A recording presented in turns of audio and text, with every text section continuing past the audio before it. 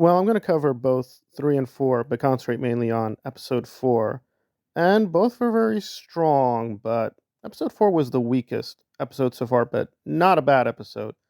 So, episode 3, in a nutshell, was a very weird kind of horror episode that had a kind of sci fi twist at the end. If you do know the comics, you'll probably be smiling for most of it. I do feel, though, it might have created some problems for Bishop, as well as another major character that I will not name. This is a spoiler free review, so I don't want to get into that. So I think overall it was very well balanced. And yes, this definitely shows a big difference in style from the original series. The anime influence is very strong, as well as a kind of horror influence that is much stronger than the original series. That brings us to episode 4, which is a little bit all over the place. It's really two episodes and two major stories. They merged into one episode. And again, overall, I like it does come close to being filler. The actual story progressed only a little bit, and again with a cliffhanger.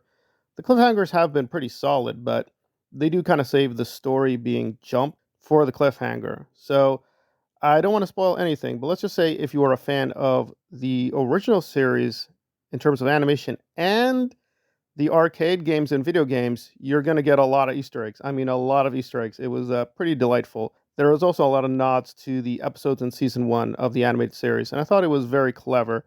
However, it is kind of style over substance. It's fun, but it doesn't mean very much. It was just kind of like, oh, this is a nice exercise in style.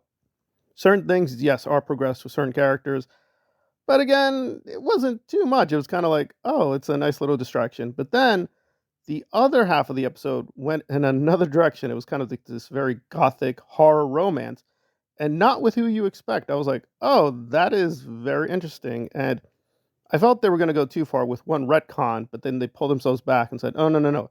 We're keeping mainly the canon of the original series, which I thought was very good, but they do build upon it. And again, if you like The Matrix, you're going to like what they do. It's very, very similar to Matrix Resurrections, but in its own way. So if you do like the X-Men being experimented with, you will like this.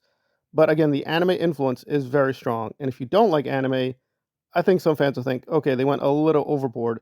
And it definitely was something I could not predict. I was like, oh, where are they going with this? Because I've read a lot of X-Men comics. And I'm like, I really can't place a particular comic they were using. It seems like they were really pulling from little bits and pieces from so many different eras. So that was actually pretty delightful. I could not predict where they were going. So that was really interesting. Again, kind of a filler episode, but kind of filler with a little bit of substance.